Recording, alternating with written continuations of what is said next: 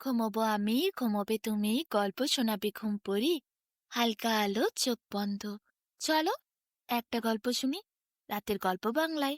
আজকের গল্প ছোট রাজকুমার। দূরে এক দেশে অনেক ধনী একটি রাজা ছিল। সেই রাজার ৩ ছেলে ছিল।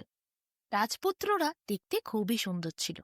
বড় রাজপুত্র, সে খুবই নর্তকীদের নাচ দেখতে পছন্দ করত। মেজ ছেলে, সে লাঠি হাতে ঘুরে বেড়াত। আর ছোট ছেলে, সে বাবার সাথে বসে রাজকর্ম শিখত। বড় ছেলে এবং মেজ ছেলে কোনো মতেই ছোট ছেলেটিকে সহ্য করতে পারত না। সে বাবার কাছে বেশিরভাগ সময় বসে থাকত, রাজকর্মের ব্যাপারে শিখত। তাই জন্যই তো ২ চোখের বিষ ছিল সে ২টি দাদার কাছে।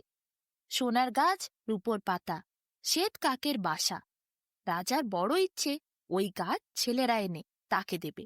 ৩ ছেলেকে তিনি একদিন ডাকলেন, বললেন, আমার ইচ্ছে আছে ওই গাছ নিয়ে আসতে, যেই গাছ রূপোর পাতায় পরিপূর্ণ। পুরো গাছটা সোনা দিয়ে তৈরি। ওই গাছ তো আমি আনতে পারবো না, আমার বয়স হয়েছে। তাই আমার ইচ্ছে তোমরা ৩ ছেলে যাও, ওই গাছ নিয়ে এসো। ৩ ছেলে বাবার আদেশ পেয়ে ঠিক করল, তারা যাবে পিতার জন্য গাছ আনতে। ঘুরল কত জায়গা, দেশ থেকে দেশান্তর। ৩ ছেলে একসাথে অনেক জায়গায় ঘোরার পরও কোনো গাছটির সন্ধান করতে পারল না। তখন তারা ঠিক করল, তারা আলাদা আলাদা দিশায় যাবে।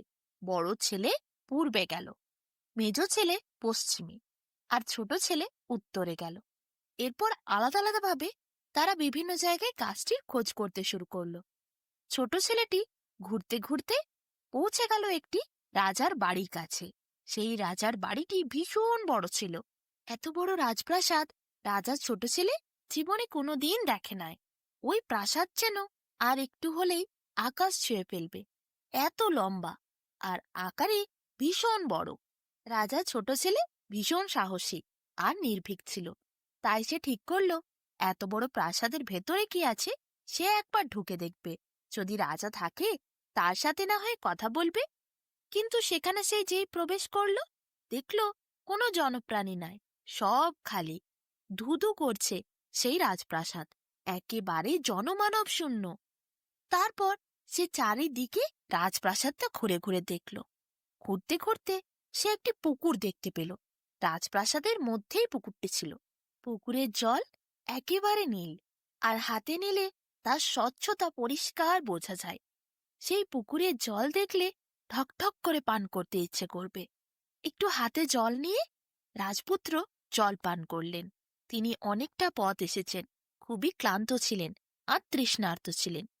যে তিনি হাতে করে নিয়ে জল পান করলেন, অমনি পুকুরের মাঝে একটি হঠাৎ বিশাল বড় রাস্তার সৃষ্টি হল। সেই রাস্তা একটি দরজাকে দেখাচ্ছে। দরজাটি অবশ্য বন্ধ ছিল। কৌতূহল হল রাজার ছোট ছেলের, এই দরজা হঠাৎ করে কোথা থেকে এলো, এই পথের সৃষ্টি কি করে হলো। জলভাগ যেন দুদিকে ভেঙে গেছে, ২ দিকে জল সরে গেছে, মাঝে পথের সৃষ্টি হয়েছে। সেই পথের শেষ প্রান্তে দরজাটি রয়েছে। রাজা ছোট ছেলে প্রথম থেকেই প্রচণ্ড সাহসী থাকার জন্য সে কোনো কিছু আগে পরে না ভেবে ওই রাস্তা দিয়ে হাঁটতে শুরু করল। হাঁটতে হাঁটতে দরজার কাছে পৌঁছে সে দরজায় ধাক্কা দিল। অমনি দরজাটা খুলে গেল। খুলে যাওয়ার সাথে সাথে একটি সোনার বিছানায় একটি অপূর্ব সুন্দরী, পরমা সুন্দরী মেয়ে শুয়ে আছে রাজার ছোট ছেলে দেখতে পেল। রাজপুত্র দেখে তো মুগ্ধ হয়ে গেল। এত সুন্দরী মেয়ে সে জীবনে কোনোদিন দেখে নাই। তার মাথার দিকে একটি রূপোর কাজললতা, আর পায়ের দিকে সোনার কাজললতা। পায়ের কাছে যে সোনার কাজললতাটি ছিল সেটি সে হঠাৎ করে মাথার দিকে করে দিল, আর মাথার কাজললতা পায়ের দিকে করে দিল। অমনি হঠাৎ করে মেয়েটি জেগে উঠল। মেয়েটি জেগে উঠে যেই চোখ মিলল, রাজপুত্র তো তার চোখের ভেতরে এক আলাদা প্রেম দেখতে পেল। মুগ্ধ হল তার রূপে, তার চোখের দৃষ্টিতে। এদিকে সেই মেয়েটি, সেও রাজপুত্রকে দেখে দৃষ্টিতে তাকিয়ে রইল। কিছুক্ষণ পর সে হঠাৎ অত্যন্ত ভয়কাতর স্বরে বলে উঠল, তুমি এখানে কেন এসেছ হে কুমার? তুমি জানো ওরা তোমাকে মেরে ফেলবে। এই বাড়িতে রাক্ষসীরা থাকে। আমার বাবাকে ওরা বন্দি করেছে, মাকেও বন্দি করেছে। আমার বাড়ির সকলকে বন্দি করেছে, আর তারপর জনমানব শূন্য করেছে আমাদের এই প্রাসাদ। এতদিন আমি ঘুমিয়েছিলাম, আমাকে ওরা কি জানি কি করে ঘুম পাড়িয়ে রেখেছিল। তুমি এখান থেকে চলে যাও, না হলে ওরা এসে তোমারও কোনো ক্ষতি করে দেবে। রাজার ছোট ছেলে বলল, আচ্ছা, তুমি কি জানো সোনার গাছ, রূপোর পাতা, এরকম কোনো গাছের খবর? রাজকন্যা বলল, হ্যাঁ, আমি তো জানি। ওই গাছ তো আমাদের কাছেই আছে। ওই গাছ নেওয়ার জন্যই তো রাক্ষসীরা এইভাবে মায়া করেছে, সব্বাইকে বন্দি করেছে, আমাকে ঘুম পাড়িয়ে দিয়েছে মায়া করে। ছোট রাজকুমার এরপর রাজকন্যাকে বলল, তুমি তো ঘুমিয়েছিলে, তোমাকে ওরা মায়া করেছিল। আচ্ছা, তুমি কি ওদের ব্যাপারে কোনো কথা বলতে পারবে? তুমি কি জানো ওদেরকে কিভাবে মারতে হয়? তখন রাজকন্যা বলল, আমি জানি গো, ওদের কি করে মারতে হয়। ওরা এত সহজে মরবে না। আমাদেরই রাজপ্রাসাদের মধ্যে ঠিক দক্ষিণে আরেকটি পুকুর আছে। সেই পুকুরের তলায় একটি রূপোর কৌটো আছে। রূপোর কৌটোর মধ্যে একটি ভ্রমর আছে। সেই ভ্রমরটিকে যদি বার করে মেরে ফেলতে পারো, তাহলে রাক্ষসী সবাই প্রাণ হারাবে। রাজকুমার তখন বলল, দক্ষিণে যে পুকুর আছে সেটা কোন দিকে যেতে হবে?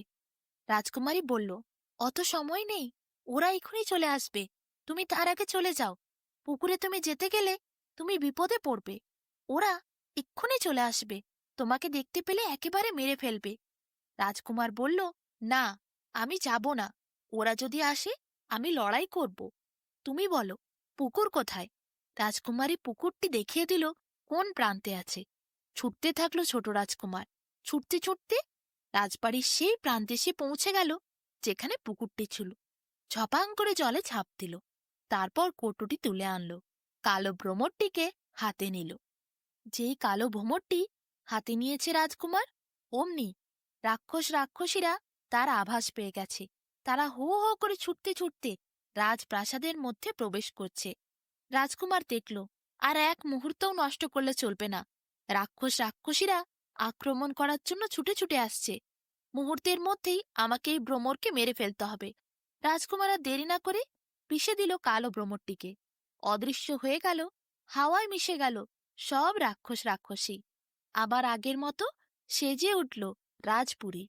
যে যেখানে ছিল আবার সবাই সেখানে ফিরে এলো।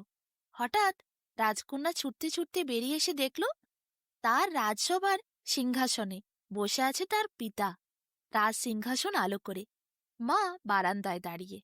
রাজকুমারী তাকিয়ে দেখল, যেখানে প্রহরীরা ছিল সেখানে তারা দাঁড়িয়ে আছে, যেখানে পাখিরা ছিল সেখানে পাখিরা গাছের ডালে বসে আছে। ফুলরা সব ফুটে গেছে। আগের মতোই তাদের রাজপ্রাসাদ আবার সেজে উঠেছে। যে যেখানে ছিল সে সেখানেই রয়েছে। রাজকুমারী খুব খুশি হল। রাজপুত্রকে গিয়ে ছোট্টে জড়িয়ে ধরল। রাজপুত্র এরপর রাজকন্যাকে দেখে একটা মিষ্টি হাসি দিল। রাজকন্যা ছোট রাজপুত্রের হাত ধরে তার পিতার কাছে নিয়ে গেল। পিতাকে সব কথা খুলে বলল, কিভাবে মায়ায় জড়িয়ে ফেলেছিল এই রাজমহলকে রাক্ষসী। সবকিছু মনে পড়ল রাজার ও রানীর। তারা আবার কন্যাকে ফিরে পেয়ে চোখের থেকে জল ফেলতে শুরু করল। রাজকুমারের কাছে ধন্যবাদ জানালো। রাজকুমার বলল, আমার পিতার ইচ্ছে সোনার গাছ যার মধ্যে আছে রূপোর পাতা, সেটিই চায়। তখন রাজা বলল, আমি খুব খুশি, তোমার পিতাকে আমি উপহার স্বরূপ ওই গাছ দিতে রাজি। রাজকন্যা উপহার দেওয়ার সময় পিতার দিকে তাকিয়ে বলল, বাবা, আমার ছোট রাজকুমারকে খুব পছন্দ হয়েছে, আমি তাকেই জীবন সাথী করতে চাই। ছোট রাজকুমারের দিকে তাকিয়ে রাজা মুচকি হাসি দিয়ে বলল, তোমার কোনো অমত আছে বাবা? ছোট রাজকুমার হালকা মাথা নেড়ে বলল, না। রাজা বুঝে গেলেন। এরপর মেয়ের হাত ছোট রাজকুমারের হাতে দিলেন। ছোট রাজকুমার খুব খুশি হল। তারপর রাজকন্যাকে নিয়ে ঘোড়ায় চড়ে টকবক করে ছুটতে ছুটতে নিজের রাজ্যে এলো। সে তার পিতাকে সেই উপহার দিল। পিতা সোনার গাছ, রূপোর পাতা দেখে অবাক হল। ছোট ছেলের ওপর রাজা খুব গর্ববোধ করল। পর কি রাজকুমারী তার বাবাকে আর মাকে রাজকুমারের রাজ্যে নিয়ে এলো। কিছুদিন পর দুই পরিবার একসাথে হয়ে ছোট রাজকুমারের সাথে রাজকুমারীর বিয়ে দিল। মহা ধুমধাম করে সেই বিয়ে বাড়ি হলো। প্রজারা খুব খাওয়া দাওয়া করলো। সবাই আনন্দ মজাতে ভীষণভাবে আনন্দিত হলো।